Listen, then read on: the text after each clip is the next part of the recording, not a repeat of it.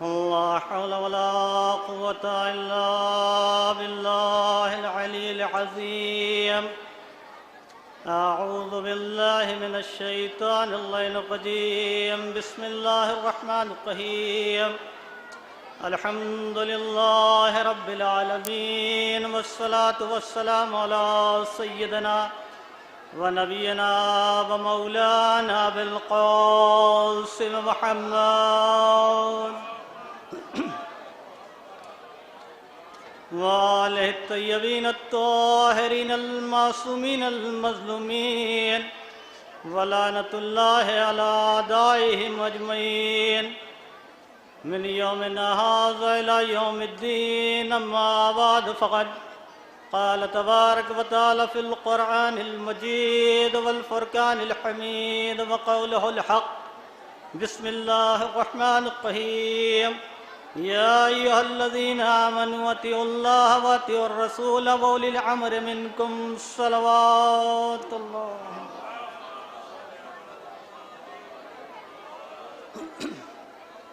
عزیزان گرامی، میں نے سورہ نساء کی آیت نمبر 59 آپ کی سماعتوں کی نظر کی کہ جس میں خالق کائنات بوا کے دوہلا آواز دے رہا ہے کہ اے ایمان والو، اطاعت کرو اللہ کی، اس کے رسول کی اور صاحبان امر کی۔ خالق کائنات نے اس آیت کریمہ میں ان افراد کو مخاطب کیا ہے کہ جو منزل ایمان تک آ گئے ہیں۔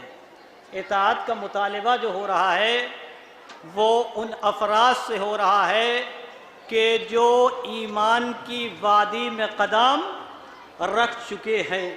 ان سے یہ مطالبہ ہے کہ اطاعت کرو اللہ کی، اس کے رسول کی اور صاحبان امر کی۔ تو یہ آیت کریمہ جب نازل ہوئی تو لوگوں کی سمجھ میں اللہ کی اطاعت، رسول اللہ کی اطاعت سمجھ میں آ گئی، لیکن اولی الامر سے کون مراد ہے یہ بات سمجھ میں نہیں آئی۔ یہی وجہ ہے کہ لوگوں نے ترجمہ کیا کہ یہاں اولی الامر سے مراد بادشاہان وقت ہیں، شہنشاہ وقت ہیں۔ تو عزیزان گرامی، اگر ہم اس بات کو تسلیم کر لیں تو فصاحت قرآن مجروح ہو رہی ہے، بلاغت قرآن مجروح ہو رہی ہے، اس لیے کہ اللہ نے اپنی اطاعت کا حکم دیا ہے، اپنے معصوم رسول کی اطاعت کا حکم دیا ہے، وَأُولِي الْأَمْرِ مِنْكُمْ، اور صاحبان امر کی اطاعت کا حکم دیا ہے۔ تو اگر صاحبان امر سے ہم بادشاہان وقت مراد لے لیں گے تو بلاغت قرآن مجروح ہو رہی کہ معصوم کے بعد غیر معصوم کی اطاعت کا حکم دیا جا رہا ہے۔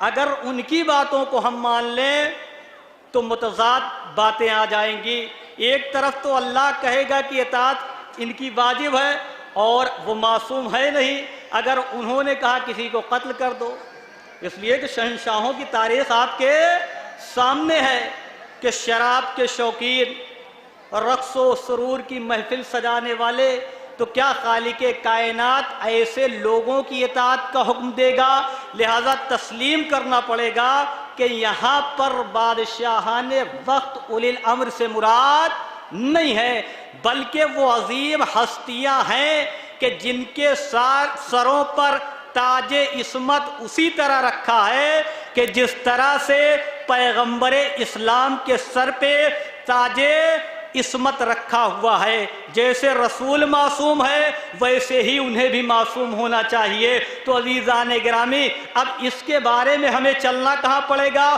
حضور سرور کائنات ختمی مرتبت محمد مصطفیٰ صلی اللہ علیہ وآلہ وسلم۔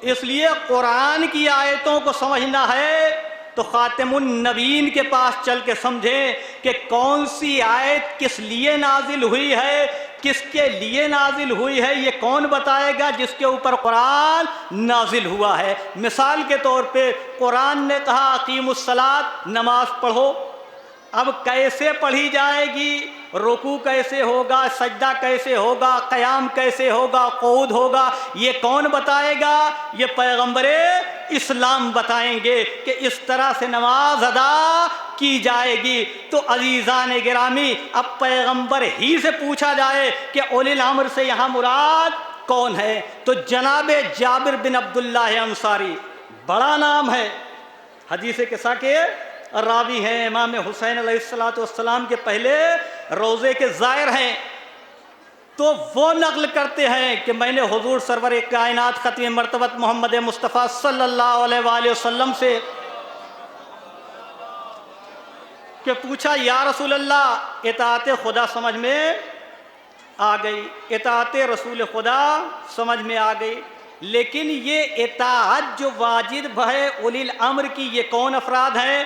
تو پیغمبر نے فرمایا میرے بعد آنے والے میرے 12 جانشین، اور اس میں پہلے ہوں گے علی ابن ابی طالب، اور اس کے بعد پھر حسن، پھر حسین، پھر علی ابن الحسین، پھر محمد ابن علی۔ یہاں پیغمبر آئے، پیغمبر ایک لمحے کے لیے رکے اور کہا اے جابر تم ان کا زمانہ پاؤ گے، تم ہمارا سلام ان کو پہنچا دینا، اور اس کے بعد میں پھر فرمایا کہ ان کے بعد جعفر ابن محمد ہوں گے، پھر ان کے بعد موسیٰ ابن جعفر ہوں گے، پھر فرمایا کہ ان کے بعد علی ابن موسیٰ ہوں گے، فرمایا پھر محمد ابن علی ہوں گے، پھر فرمایا علی ابن محمد ہوں گے، اور پھر حسن ابن علی، اور پھر 12واں جو ہوگا اس کا نام میرا نام ہوگا، اس کی کنیت میری کنیت ہوگی۔ تو اب کسی اور دروازے پہ جا کے مطالب نہ تلاش کریے، جس کے اوپر یہ آیتیں نازل ہوئی ہیں اس نے بتا دیا ہے کہ اولی الامر سے علی مراد ہے اور باقی آنے والے ائمہ مراد ہیں۔ صلوات پڑھیں محمد و آل محمد پر۔ تو یہ باتیں ہو گئی کہ اولی الامر سے مراد ہمارے 12 امام ہیں، ان کی اطاعت اسی طرح واجب ہے کہ جیسے پیغمبر اسلام کی اطاعت واجب ہے، خالق کائنات کی اطاعت واجب ہے۔ اطاعت کے معنی کیا ہے بچوں کے لیے عرض کر دوں کہ جہاں بھی حکم پروردگار آ جائے، جو چیز کرنے کو کہا جائے کرو، جس چیز سے روکا جائے اس سے رک جاؤ۔ اطاعت پیغمبر اسلام بھی یہی ہے کہ پیغمبر جو دیں وہ لے لو، جس سے روک دیں اس سے رک جاؤ، اور اطاعت اولی الامر بھی ہے کہ جو کہیں وہ کرو، جس سے منع کریں اس سے رک جاؤ۔ یہ تمہیدی گفتگو ہے، میں آپ کے ذہن کو ہموار کر رہا ہوں۔ تو عزیزان گرامی، اطاعت اولی الامر اسی طرح واجب ہے جس طرح اطاعت خدا واجب ہے، اطاعت رسول اللہ واجب ہے۔ تو اب ہمیں یہ دیکھنا ہے کہ یہ اولی الامر جو ہے ان کا اختیار کیا ہے، ان کی قدرت کیا ہے، ان کی طاقت کیا ہے کہ جن کی اطاعت کا حکم دیا جا رہا ہے۔ تو آئیے ایک واقعے سے سہارا لیتے ہوئے ان کے اختیار کو آپ کے سامنے، ان کی قدرت کو آپ کے سامنے پیش کرتا ہوں کہ مولائے کل مولائے غدیر علی ابن ابی طالب حضرت علی علیہ السلام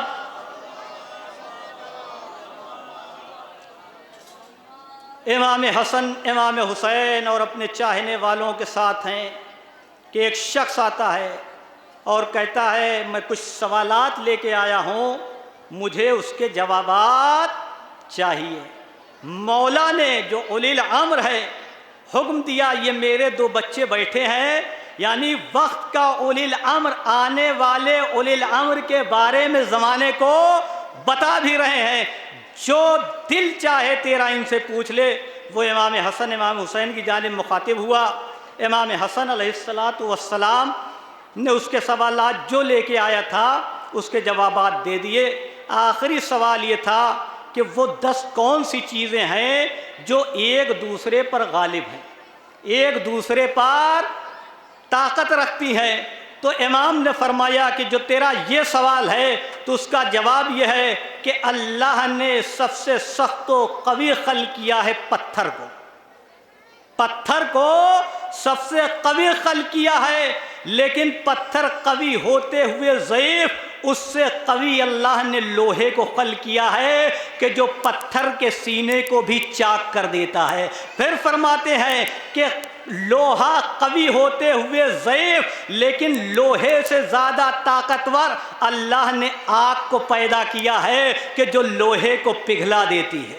پھر فرمایا کہ آگ قوی ہوتے ہوئے ضعیف، لیکن اس سے قوی اللہ نے پانی کو خلق کیا ہے کہ جو آگ کو بھی بجھا دیتی ہے۔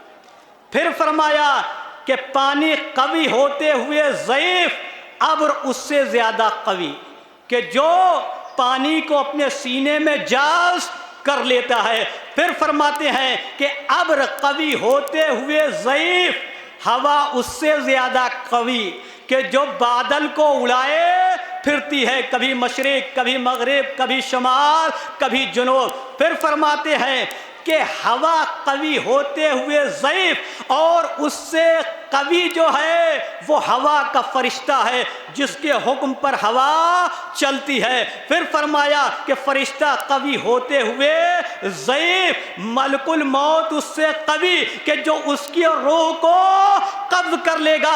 پھر فرماتے ہیں کہ ملک الموت قوی ہوتے ہوئے ضعیف، اس لیے کہ اس سے قوی موت ہے کہ ملک الموت کو بھی ایک دن موت آنے والی۔ توجہ فرمائیے گا کہ ملک الموت سے بھی قوی موت ہے جو ملک الموت کو بھی آئے گی، اور موت قوی ہوتے ہوئے ضعیف، موت سے قوی اور طاقتور امر خدا ہے، امر پروردگار ہے۔ جس منزل تک میں آپ کو لانا چاہ رہا تھا وہ منزل آ گئی کہ آخر میں کیا فرمایا کہ امر پروردگار تمام چیزوں پر غالب ہے، تمام چیزوں پر قوت رکھتا ہے۔ تو امر پروردگار کیا ہے؟ امر پروردگار یہ ہے کہ جب وہ چاہتا ہے کسی چیز کو خلق کرنا تو کہتا ہے کون فیکون۔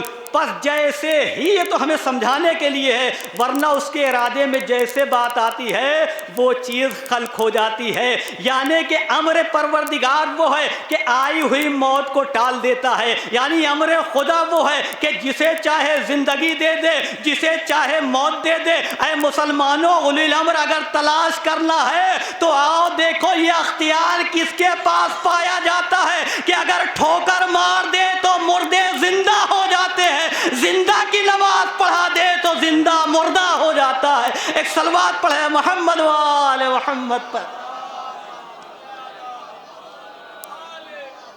تو اولی الامر کا اختیار یہ ہے، اولی الامر کی قدرت یہ ہے، طاقت یہ ہے۔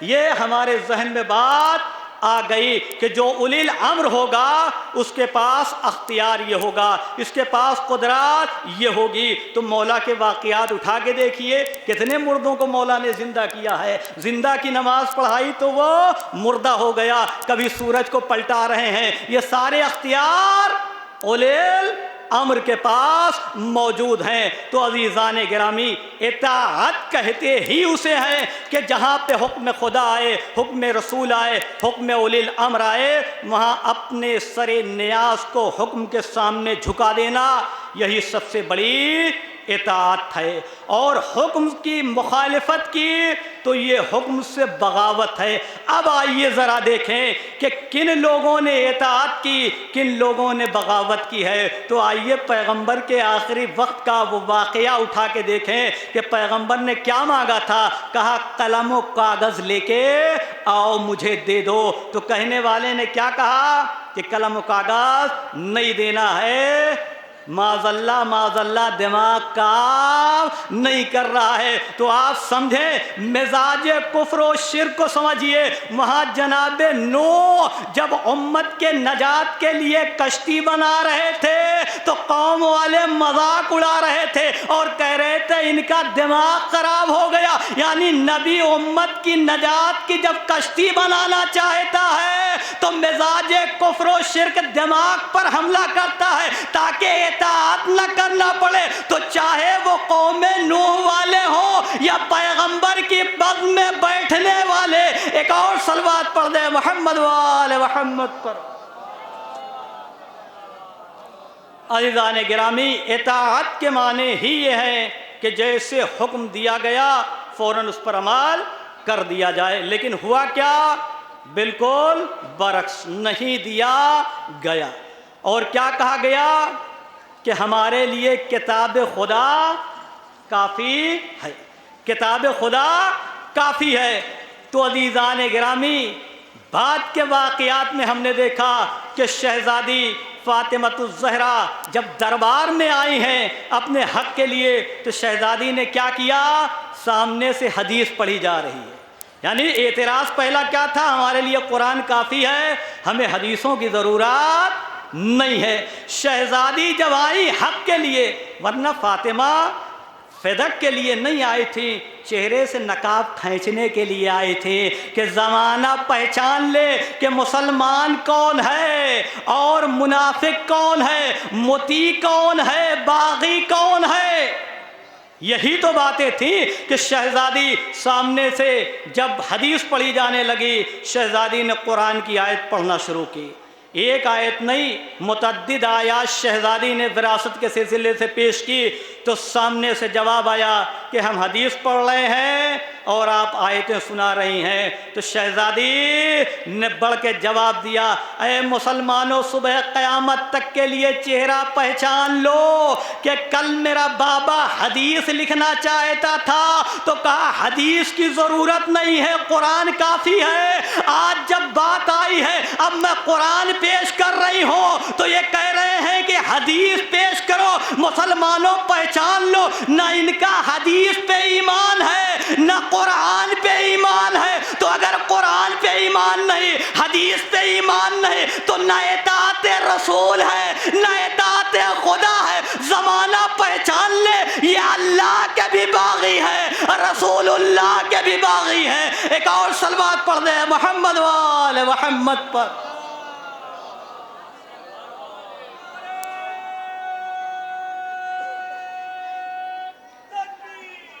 اللہ اکبر۔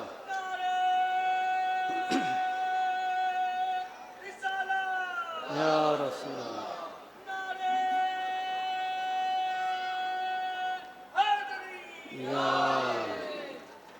تو عزیز اللہ، تو عزیزان گرامی، اطاعت، لیکن اطاعت کرنے کے لیے بھی انسان کو سمجھ ہونی چاہیے۔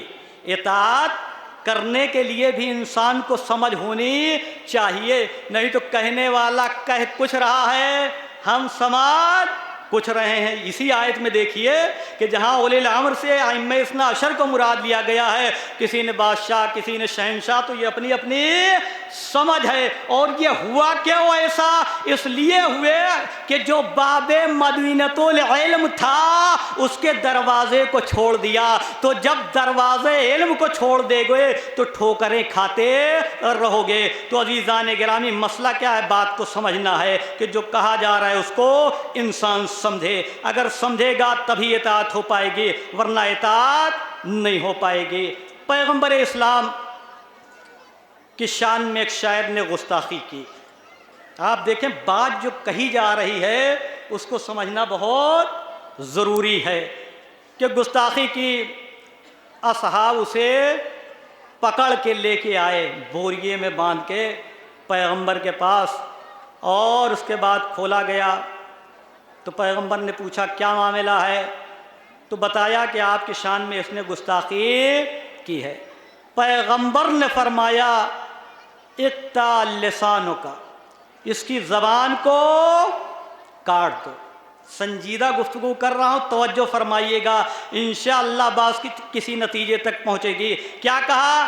اقطع لسانوں کا، اس کی زبان کو کاٹ دو۔ ایک صاحب تھے، لمبی تلوار نکالی زبان کاٹنے کے لیے، رسول اللہ نے منع کر دیا۔ یہ بھی معلوم نہیں ہے کہ زبان تلوار سے کاٹی جائے گی یا چھری سے کاٹی جائے گی۔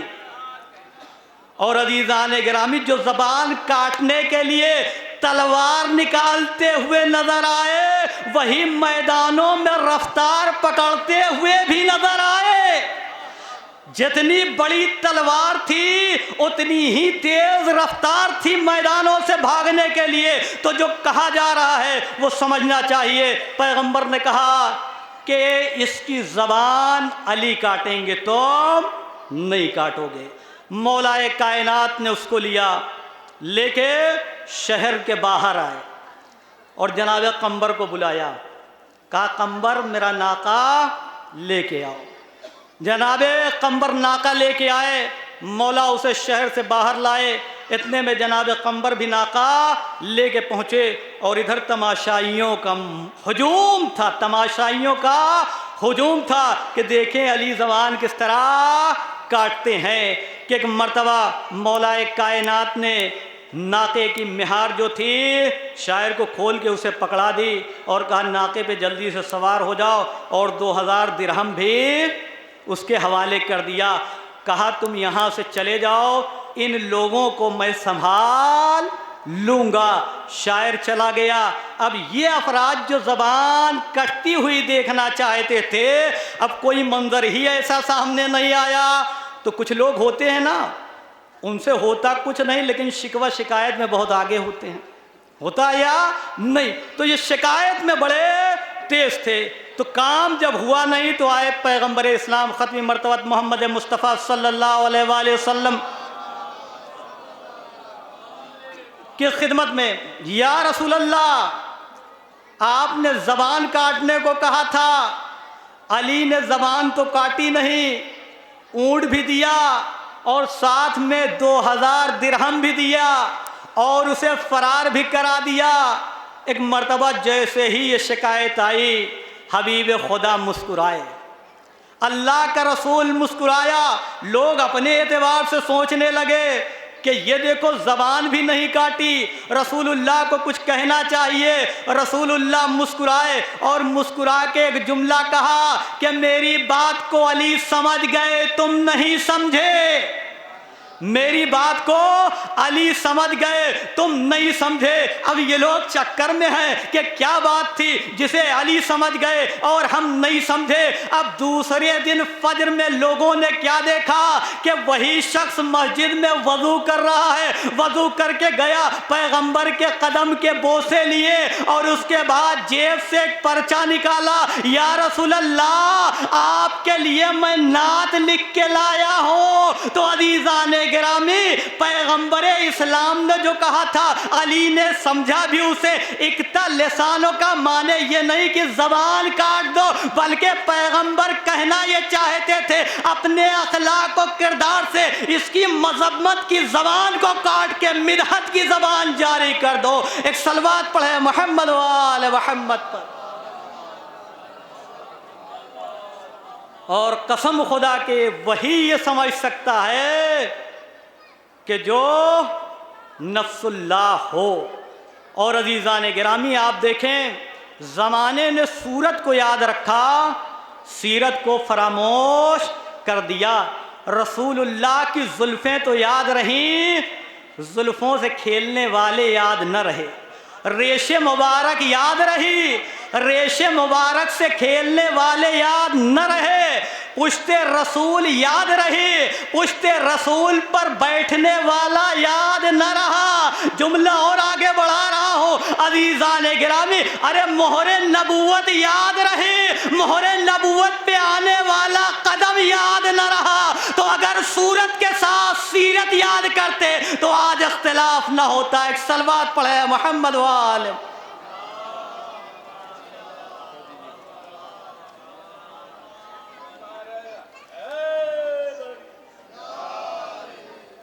ایک اور صلوات پڑھ دیں محمد و آل۔ تو عزیزان گرامی، اطاعت کے لیے انسان کا علم بھی ہونا چاہیے، اور اگر واقعاً اطاعت آپ نے کر لی تو عزت خالق کائنات آپ کو دیتا چلا جائے گا۔ آپ دیکھیں کہ مطیع اور فرما بردار ہونا شریعت کی نظر میں صاحب عزت بننے کے لیے کافی ہے۔ آپ دیکھیں جناب سلمان فارسی کہاں سے آئے تھے؟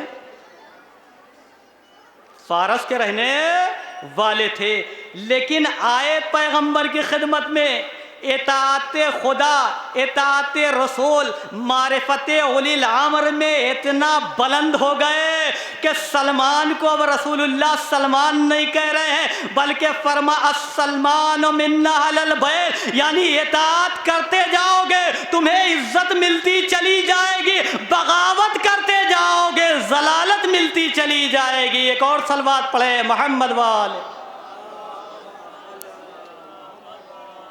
ایک اور صلوات پڑھ دے محمد والے۔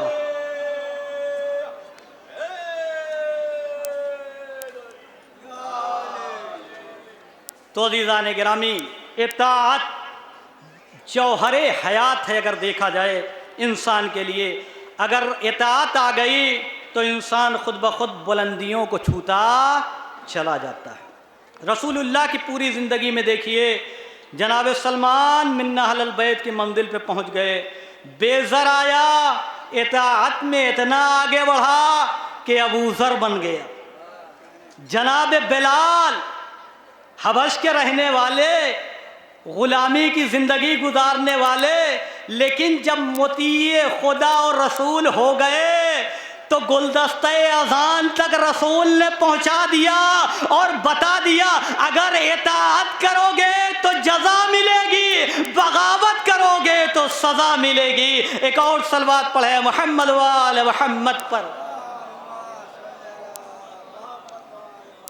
تو عزیزان گرامی، اطاعت بہت ضروری ہے، ہر مسئلے میں اطاعت بہت اہم کردار ادا کرتا ہے۔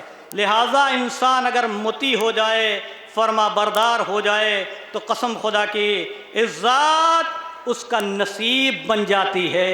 آپ دیکھیں، اگر واقعات ہی کی نظر میں ہم آگے بڑھتے چلے جائیں تو کچھ واقعات ایسے ہیں جن میں دو دو فضیلتیں مضمر نظر آتی ہیں۔ جناب قمبر کا وہ واقعہ یاد ہے نا کہ جب ایک قافلہ مولا کا تیار ہے جانے کے لیے نکل رہا ہے، اتنے میں سائل آ گئے۔ سوال کاہے کا کیا؟ روٹی کا کیا۔ سوال روٹی کا ہے۔ یہ واقعہ سخاوت پہ آپ سنتے رہتے ہیں، لیکن آج اطاعت پہ دیکھیے کہ اولی الامر کی اطاعت کو اگر انسان سمجھتا ہے، اس واقعے میں ہم دیکھنا چاہیں تو ہمیں اطاعت نظر آئے گی کہ جیسے ہی سائل نے سوال کیا، مولا نے فرمایا قمبر اسے روٹی دے دو۔ تو جناب قمبر نے کیا کہا؟ روٹی جو ہے تشت میں ہے۔ کہا تشت دے دو۔ کہا کہ پشت ناقہ پہ ہے تشت۔ کہا کہ اونٹ دے دو۔ اور اس کے بعد میں جب قمبر نے کہا کہ اونٹ قطار میں ہے تو مولا نے کہا کہ قطار دے دو۔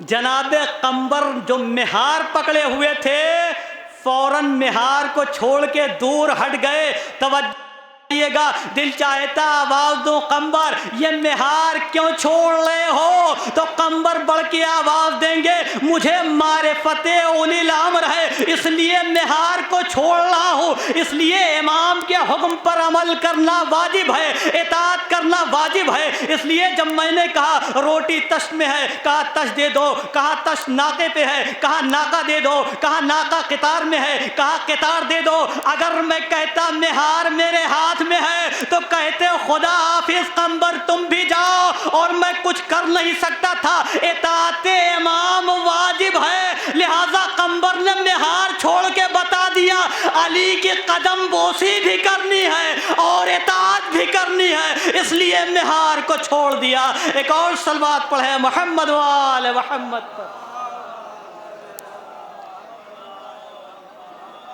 عزیزان گرامی، موضوع بڑا خشک ہے مجھے معلوم ہے، لیکن ایسے موضوع کو بھی سنا کریے، اس لیے کہ اطاعت بہت بڑی دولت ہے، اور قسم خدا کی یہ اطاعت کوئی معمولی چیز نہیں ہے۔ صادق آل محمد امام جعفر صادق علیہ الصلاۃ والسلام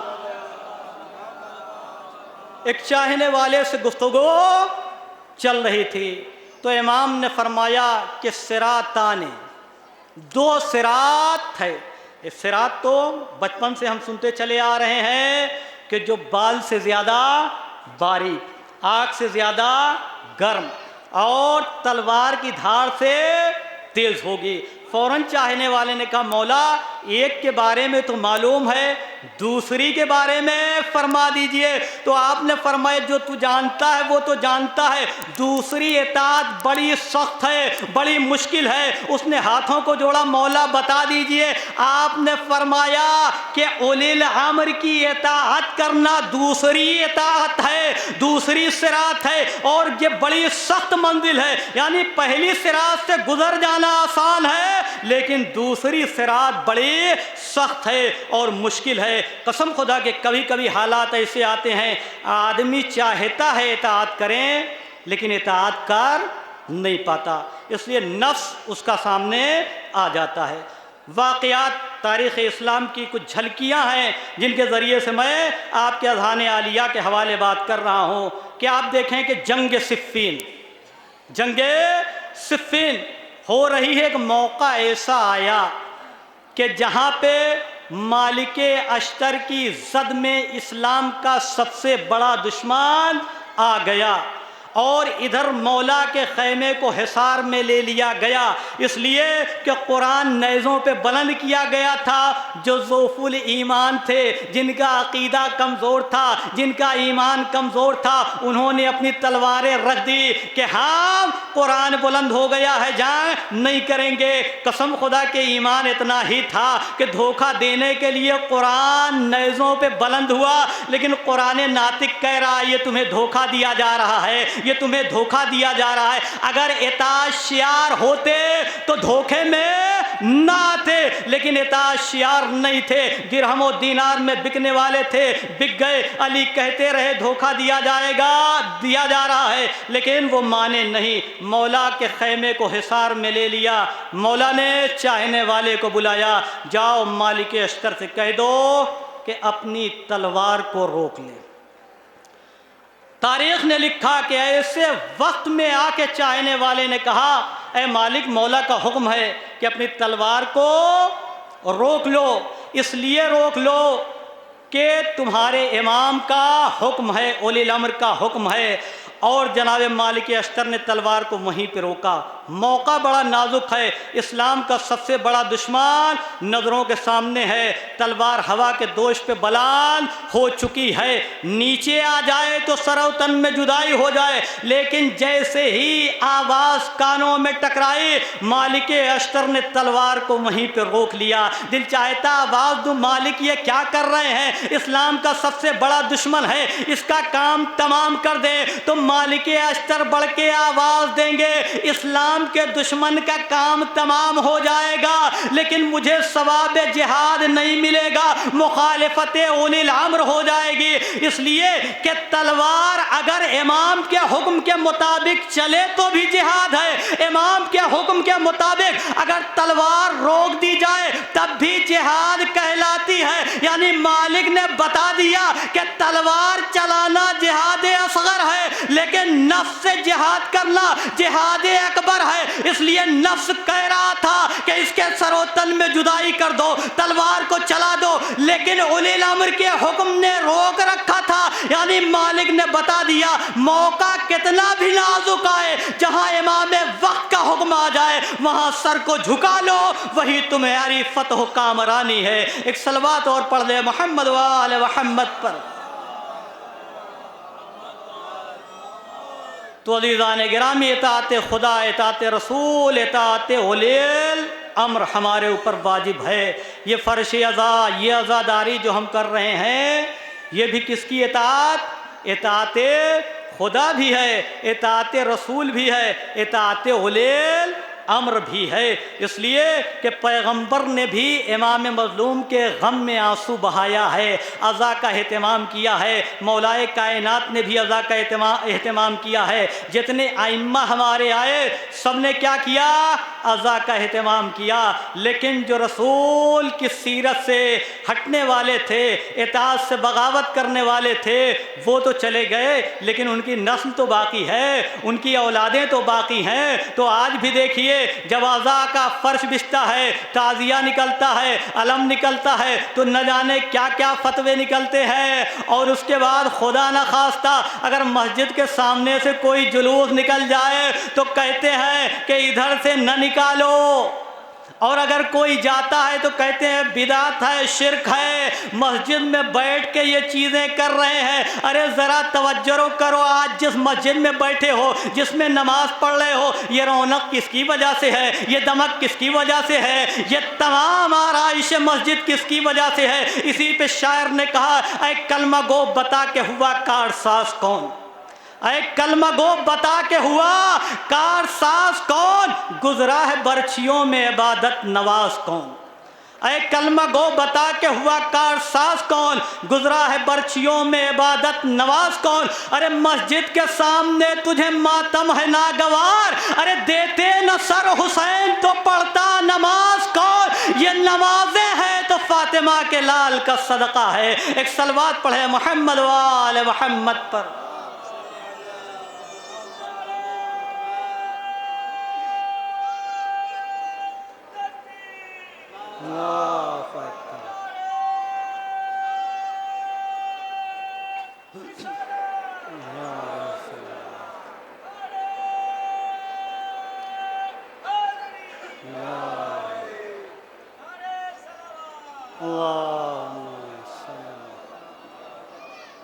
تو عزیزان گرامی، یہ عزا ہم نصیب والے ہیں کہ یہ ہمارے حصے میں، بد نصیبوں کے حصے میں یہ نعمتیں نہیں آتی ہیں۔ آپ دیکھیں عزاداری کے سلسلے سے بھی کچھ نہ کچھ باتیں ہوتی رہتی ہیں کہ یہ نہیں کرنا، یہ نہیں کرنا، یہ نہیں کرنا، لیکن سمجھے انسان یہی ہماری پہچان ہے، یہی ہماری معرفت ہے، یہی ہماری زندگی ہے۔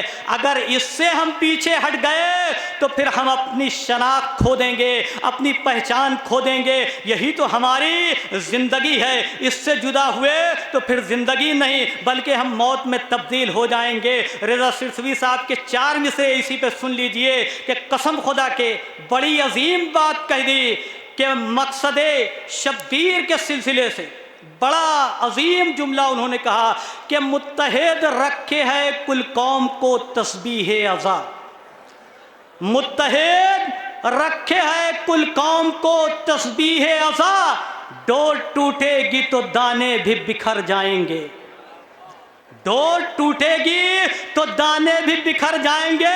اور مچھلیاں زندہ کہاں رہتی ہیں پانی کے بغیر؟ ہم غم شے سے جدا ہوں گے تو مر جائیں گے۔ عزیزان گرامی، یہی ہماری زندگی ہے۔ تو جہاں زندگی بٹ رہی ہو، جہاں حیات بٹ رہی ہو، وہاں آنا زندگی کی دلیل ہے اور اس سے کٹ جانا موت کی دلیل ہے۔ اب جو فرش عزا پہ نظر آ رہے ہیں سمجھ جائیں وہ زندہ ہے، جو یہاں نہیں آ رہے ہیں چلتی پھرتی لاشیں ہیں، زندگی نہیں۔ ایک صلوات پڑھے محمد وآل محمد۔ عزیزان گرامی، اطاعت وہ جوہر ہے کہ اگر اس کا سلیقہ آ گیا تو آپ کامیاب ہیں، اور صرف محبت کا دعویٰ کرنا کافی نہیں ہے۔ صادق آل محمد امام جعفر صادق علیہ السلام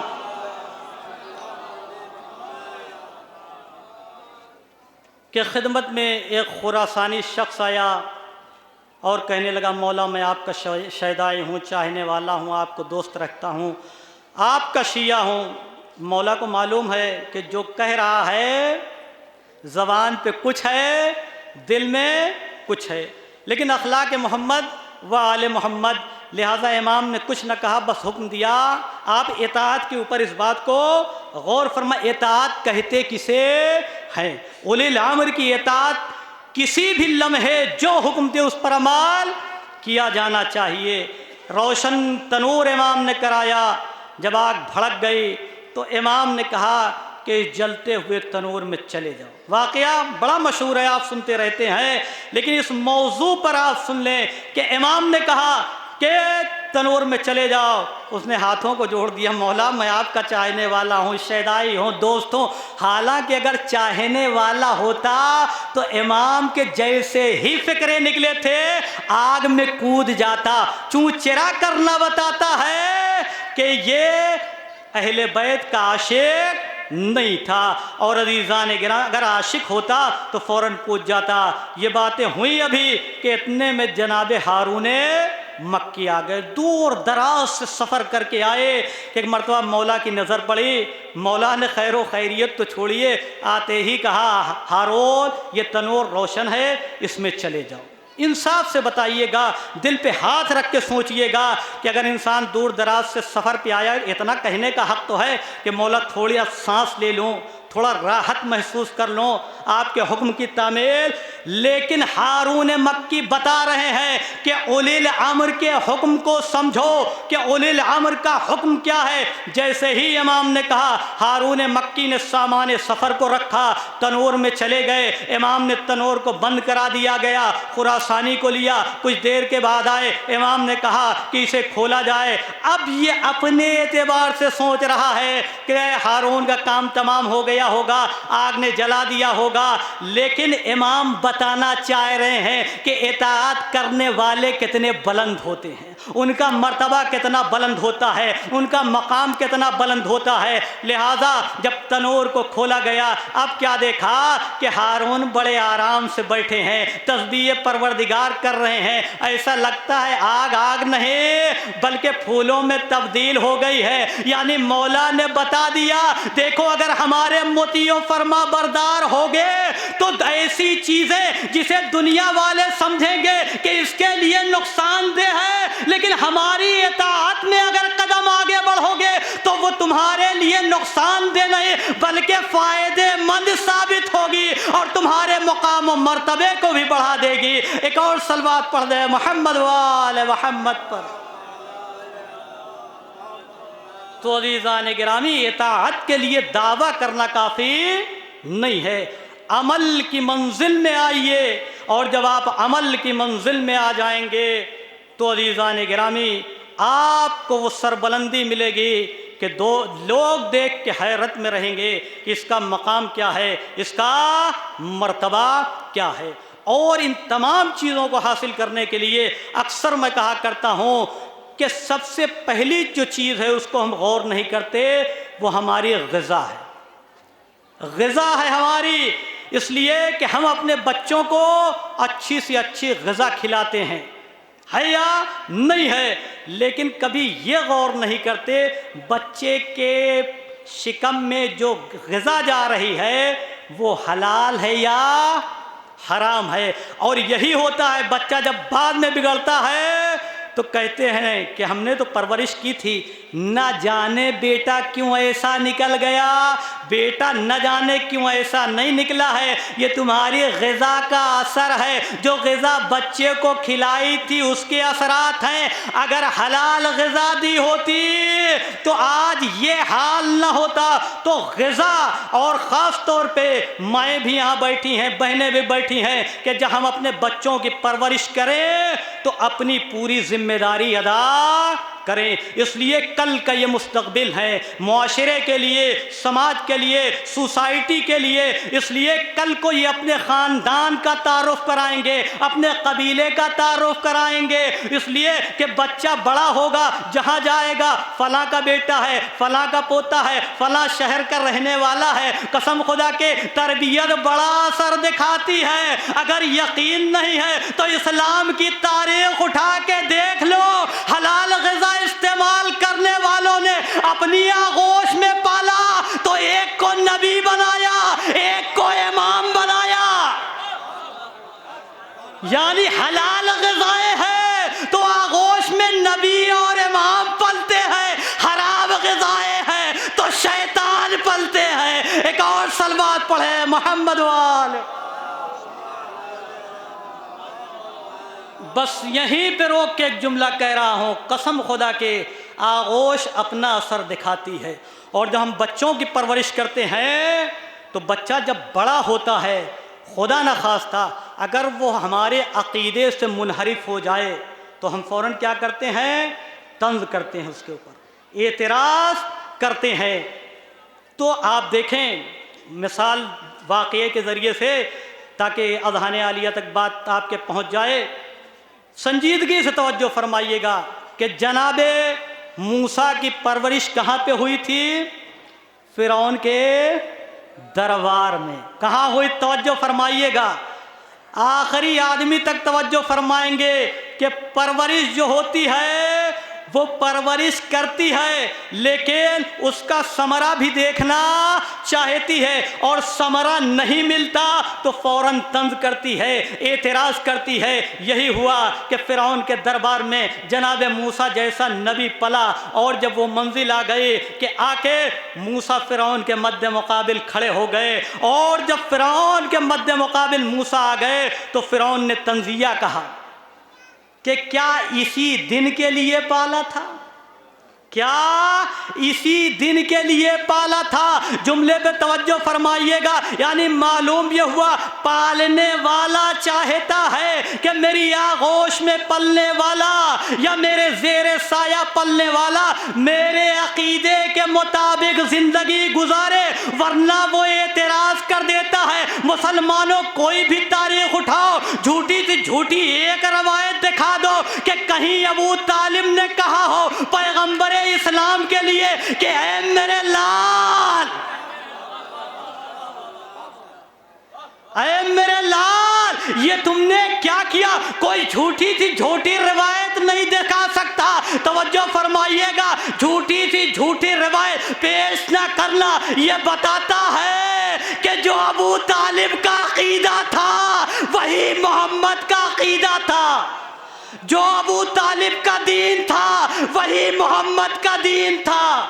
تبھی تو اعتراض نہیں ہوا، ورنہ اعتراض ہوتا تو عزیزان گرامی آپ دیکھیں کہ کوئی یہ نہ کہہ سکا کہ کہیں پہ ابو طالب نے طنز کیا ہو۔ یعنی معلوم یہ ہوا ابو طالب کا مقابلہ کبھی کسی سے نہ کرنا، اس لیے دین و شریعت و وحدانیت کو اعلان رسالت کے بعد جو مانے اسے مسلمان کہتے ہیں۔ اعلان رسالت سے پہلے جو تمام چیزوں کو تسلیم کرے اسے کل ایمان کا بابا ابو طالب کہتے ہیں۔ ایک اور صلوات پڑھے محمد وآل محمد۔ یاد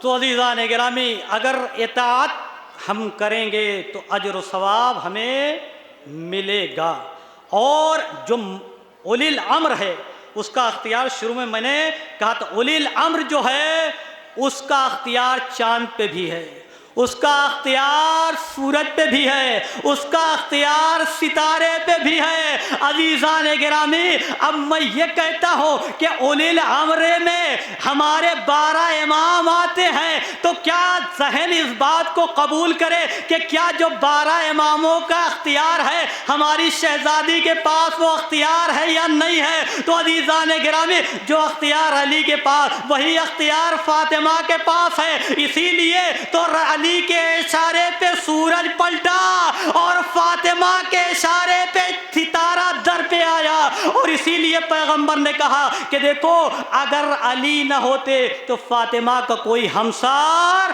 نہیں تھا۔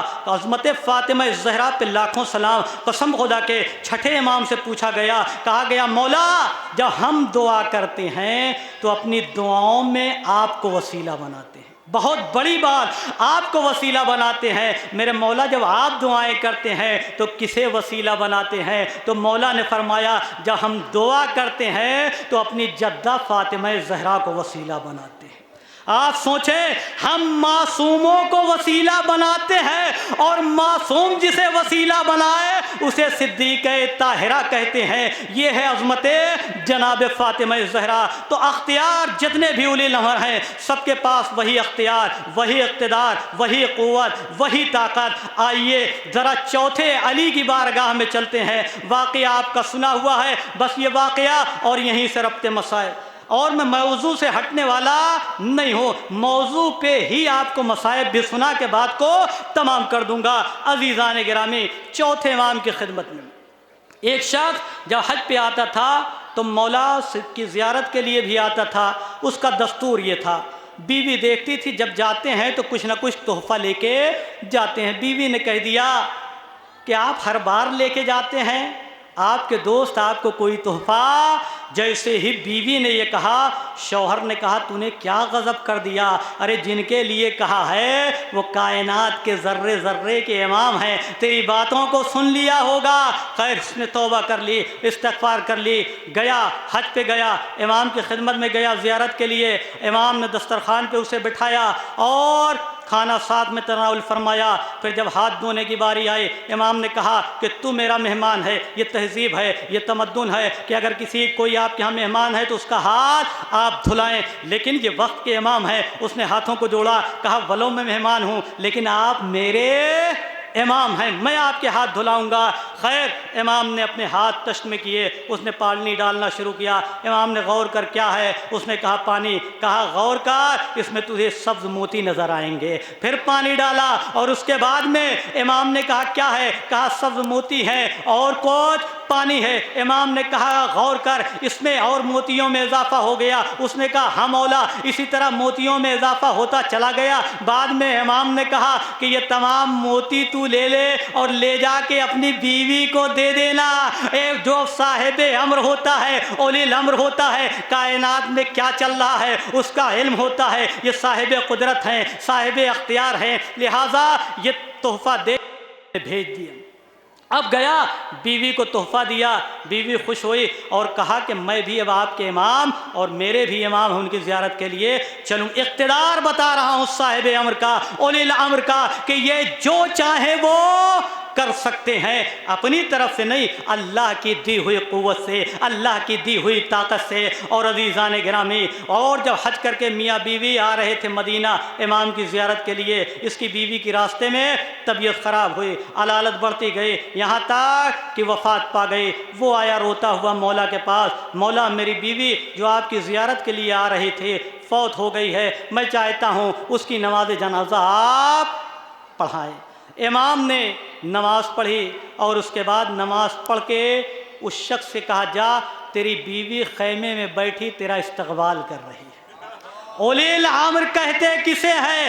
زمانہ سمجھے کہ ایک مرتبہ امام کو امام مانتا تھا، امام کی اطاعت واجب تھی، کوئی چوں چرا نہیں کیا، فوراً قدم آگے بڑھا دیا۔ گیا کیا دیکھتا ہے کہ خیمے میں بیوی مسکرا کے اس کا استقبال کرتی ہے۔ اب یہ گیا اور بیوی کو لے کے امام کی زیارت کے لیے آیا۔ جیسے ہی امام کے چہرے کو دیکھا اس کی بیوی نے شوہر سے کہا یہی تو وہ جوان رانا ہے کہ جس نے ملک الموت سے کہا کہ اس کی روح اس کے بدن میں واپس کر دو، یہ میری زائرہ ہے، میں نے اس کو 30 سال زندگی اور دے دی۔ تو عزیزان گرامی، صاحب امر ہوتا ہی وہ ہے جو زندگی اور موت کا اختیار رکھتا ہو۔ یہی تو وجہ ہے ان کا چاہنے والا جو ہوتا ہے وہ مرتا نہیں ہے، اگر مرتا بھی ہے تو موت راستہ بدل دیتی ہے، آتی بھی ہے تو شہادت کی شکل میں۔ ایک اور صلوات پڑھے محمد وآلہ۔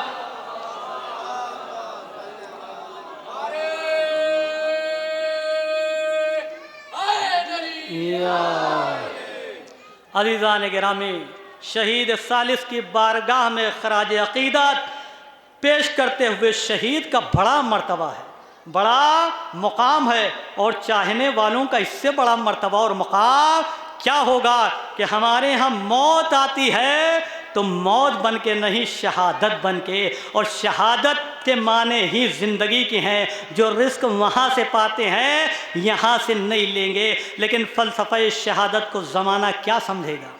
فلسفہ شہادت کو زمانہ کیا سمجھے گا؟ تو عزیزان گرامی، یہ ہے اولی الامر کا اختیار، یہ ہے اولی الامر کا مرتبہ، یہ ہے اولی الامر کا مقام۔ بس میں نے بات کو تمام کر دیا۔ عزیزان گرامی، آئیے اگر اطاعت پہ گفتگو ہو اور قمر بنی ہاشم کی گفتگو نہ ہو تو اطاعت خود تشنا رہ جائے گی۔ اس لیے ہم نے مطیع بہت دیکھے، فرما بردار بہت دیکھے، لیکن ایسا مطیع کہ جو اطاعت کے افق پر ایسا چھایا کہ ایسی اطاعت ہمیں نظر نہیں آتی ہے، اور وہ اطاعت ہے جناب ابو الفضل عباس علیہ السلام کی۔ آپ دیکھیں جتنے نازک موقع پہ اطاعت کی جائے گی، اطاعت کا مقام بڑھ جائے گا، اطاعت کا مرتبہ بڑھ جائے گا، اطاعت کی منزل بڑھ جائے گی۔ قسم خدا کے آپ نے دیکھا ہے کہ اطاعت جناب عباس نے کس شان سے کی ہے، کس شوکت سے کی ہے۔ آپ دیکھیں کہ کوئی شجاع بھی ہو، بہادر بھی ہو، دلیر بھی ہو، ثانی حیدر کرار بھی ہو، جسے فاطمہ نے اپنا بیٹا کہا ہے، ایسا عباس ہو اور اس کے بھائی کے جنازے پہ تیروں کی بارش ہو جائے۔ شجاعت کا تقاضا جو تھا، شجاعت کے بھرم کو عباس نے رکھا۔ جیسے ہی بھائی کے جنازے پر تیر برسے، ہاتھ قبضہ شمشیر پہ گیا، چاہا کہ حملہ کریں، وقت کے امام نے بڑھ کے پشت پہ ہاتھ رکھا۔ عباس ہم جنگ نہیں کریں گے۔ عباس ہاتھ کو جوڑ سکتے تھے، کہہ سکتے تھے میرے آقا، میرے مولا، میرے بھائی کے جنازے پر تیر برسائے جا رہے ہیں، اے میرے مولا آپ روک رہے ہیں، لیکن عباس نے قبضہ شمشیر سے ہاتھ ہٹا دیا۔ اے میرے مولا آپ وقت کے امام ہیں، آپ کا حکم سراخوں پر، جزاکم ربکم خیر الجزا۔ خدا آپ کو کسی غم میں نہ رلائے سوائے غم سید الشہداء کے۔ ارباب غام، یہ ایک موقع ہے۔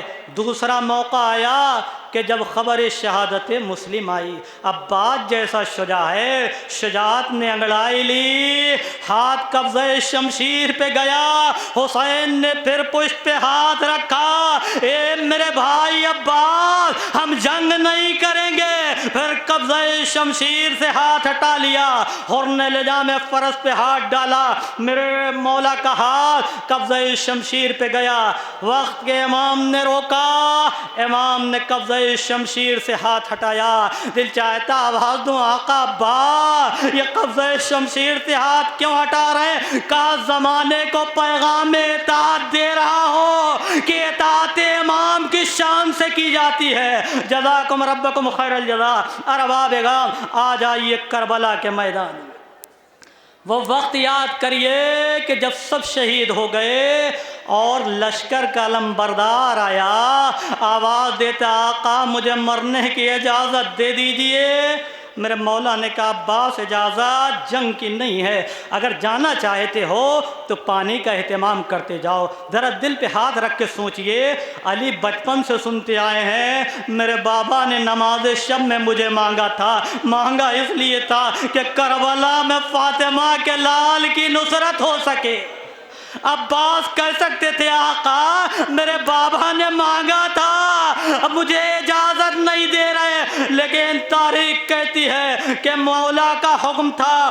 عباس نے سر کو جھکا لیا، جو اولی الامر کا حکم ہے وہ سر آنکھوں پر ہے۔ ارباب غار بس اطاعت کی منزل کو اور آگے بڑھا لیجئے، بس آخری جملات اور مجلس تمام ہے۔ ارباب غار کربلا کی تاریخ میں جہاں مرد ہیں وہاں عورتیں بھی ہیں۔ میری مائیں بہنیں بھی سوچیں کہ اگر مرد نے قربانیاں دی ہیں تو اسے بھی درود و سلام ہے، اگر عورتوں نے قربانیاں دی ہے تو ان کی بھی یاد ہمیشہ منائی جاتی رہے گی۔ کربلا میں ہر بی بی کا کردار بڑا اہم ہے، لیکن قسم خدا کے رباب وہ بی بی ہے کہ جو کربلا میں ایسا اجڑی کہ کربلا میں مانگ بھی اجڑ گئی، ارے گود بھی اجڑ گئی، اور ایک بچی تھی جو قید خانہ شام میں بابا کو یاد کرتے کرتے گزر گئی۔ جزاکم ربکم خیر الجزا۔ خدا آپ کے بچوں کو سلامت رکھے، آپ کی گودیوں کو آباد رکھے۔ اور ارباب غام تاریخ کہتی ہے کہ جب حکم رہائی آیا اور یہ قافلہ جب شام سے جانے لگا، ساری بیویاں ناقے پہ سوار ہو گئیں، لیکن جناب رباب نظر نہ آئی۔ سید سجاد نے پوچھا پھوپھی اماں رباب نظر نہیں آتی؟ زینب کہتی ہے میرے لال مجھے معلوم ہے زینب کہاں ہو، رباب کہاں ہوگی؟ زینب آئیں، کیا دیکھا کہ قبر سکینہ کے پہلو میں رباب اس طرح لیٹی ہیں، ارے جیسے ماں بچے کو پہلو میں لٹا کے لوریاں سناتی ہے۔ ارے زینب آئی، اے بھابھی جزاکم ربکم خیر الجزا، خدا آپ کو کسی غم میں نہ رلائے۔ بھابھی قافلہ تیار ہے، اے بھابھی کیا ہم نہ چلیں گے؟ ایک جملہ کہا، اے بی بی جا کے کیا کروں گی؟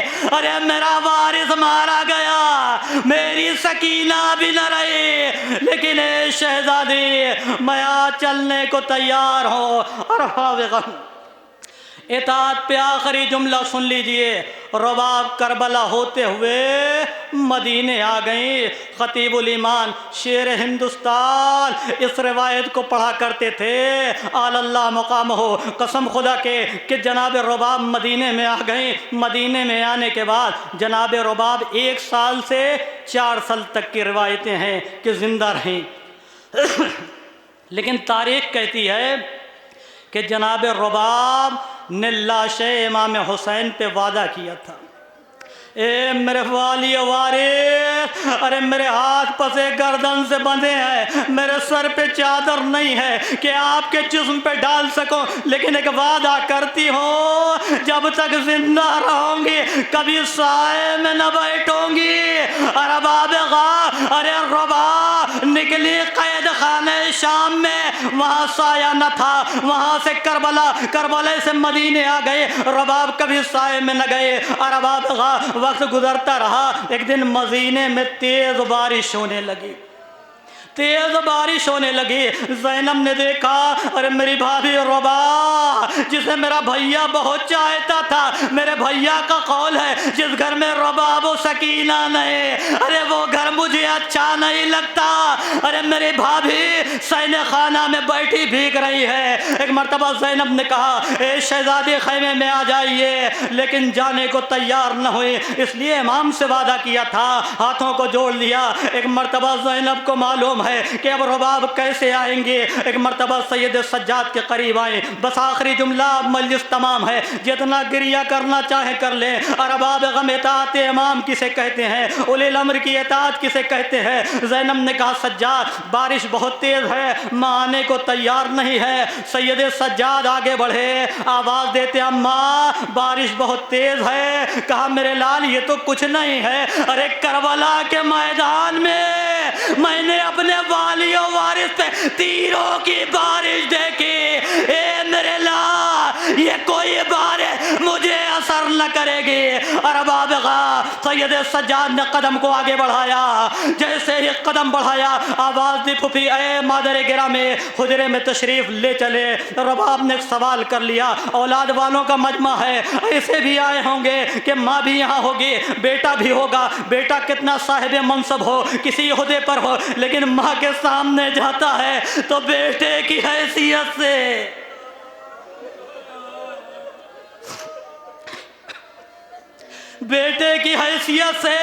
سجاد بھی آئے، لیکن جب رباب کے سامنے آئے، رباب نے سوال کر لیا، اے میرے لال حجرے میں جانے کو جو کہہ رہے ہو تو پہلے یہ بتا دو، بیٹے کی حیثیت سے یا امام وقت کی؟ سجاد ماں سے کیسے کہیں کہ امام وقت کی حیثیت سے حکم دے رہا ہو، لیکن اگر سجاد کہہ دیں بیٹے کی حیثیت سے حکم دے رہا ہو تو رباب جائیں گی نہیں، بیٹے کا حکم سمجھ کے ٹال دیں گے۔ ایک مرتبہ سجاد نے ساری قوتوں کو سمیٹا، نجف کا رخ کیا، اے حلال مشکلات کائنات، اے میرے دادا علی، وقت کے علی گر مصیبت ہے، میری مشکل کشائی کیجئے۔ ایک مرتبہ طاقتوں کو سمیٹا، اے اماں سجاد بیٹے کی حیثیت سے نہیں، امام وقت کی حیثیت سے حکم دے رہا ہے۔ جیسے ہی کہا امام وقت کی حیثیت سے حکم دے رہا ہے، ایک مرتبہ رباب نے زمین کو چھوڑا، آسمان کو دیکھ کے کھڑی ہونے لگی، آواز دی، پروردگارا میرے وعدے کی لاج رکھنا، ارے کربلا میں نے حسین سے وعدہ کیا، دوسرا امام مدینے میں حکم دے، حکم کی مخالفت کر نہیں سکتی، تو میری لاج رکھ لے۔ ابھی یہ جملہ کہا، ارے رباب کھڑے ہوتے ہوتے لڑکھڑا گئے۔ زینب یہ منظر دیکھ رہے، اے میرے لال سجاد میری بھابھی کو کیا ہوا؟ ارے سجاد نے شانہ ہلایا، اے پھوپھی اماں انا للہ و انا الیہ راجعون، اماں اس دنیا میں نہ رہے، بابا کی خدمت میں جا پہنچے، ارباب غا قسم خدا کے رباب نے امام وقت کے معرفت زمانے کو کرا دے، لیکن تاریخ نے جملہ لکھا ہے تو میں پڑھ کے رہوں گا کہ جب جناب رباب کو غسل دینے جانے لگا، کفن دینے جانے لگا، تو تاریخ نے لکھا کہ رباب کے پاس ایک پوٹلی رہتی تھی کہ لوگ سمجھتے تھے کہ کوئی بڑی قیمتی شے ہوگی جسے رباب اپنے ساتھ رکھتی ہے، لیکن جب وفات ہو گئی ارے اسے کھولا گیا تو اس میں کوئی قیمتی دنیاوی شے نہ تھی۔ ارے علی اصغر کے گہوارے کی جلی ہوئی لکڑیاں، سکینہ کے گوشوارے، ہائے رباب چلی گئے، اصغر و سکینہ کیا دل سے لگائے رہے، انا للہ و انا الیہ راجعون، سیعلم الذین ظلموا ای منقلب ینقلبون۔ پروردگار تجھے محمد و آل محمد کا واسطہ ہمارے اس مختصر تیادہ کو قبول فرما، جو حاضران مجلس ان کی شرعی جائز حاجتوں کو پورا فرما، ان کے رزق میں، روزی میں، عمر میں، عہدے میں، منصب میں ترقی عطا فرما۔ پروردگار شیعان حیدر کرار جہاں جہاں جس ملک میں، شہر میں، خطے میں، قریے میں ہیں، پروردگار ان کو اپنے حفظ و امان میں رکھنا۔ پروردگار جو بے اولاد ہیں انہیں اولاد نرینہ عطا فرما، جو بے روزگار ہیں انہیں غیب سے روزی عطا فرما۔ پروردگار تجھے محمد و آل محمد کا واسطہ ہم سب کو حج و زیارت نصیب فرما، اور جتنے زائرین یہاں پہ آئے ہیں شہید ثالث کی مزار پر حاضری کے لیے جو حاجتیں لے کے آئے ہیں، پروردگار بحق محمد و آل محمد اس حاجت کو پورا فرما، اور واقعاً شہید کی بارگاہ میں جو بھی حاجتیں ہیں وہ انشاءاللہ پوری ضرور ہوں گی۔ پروردگارا تجھے واسطہ ہے، چہردہ معصومین کی عظمتوں کا ہمارے وقت کے امام کے ظہور میں تعجیل فرما، ہم سب کو ان کے غلام ایوان و انصار میں شمار فرما۔ اللہم تقبل منا انکا انت السمیع العلیم، اللہم صلی علی محمد و آل محمد۔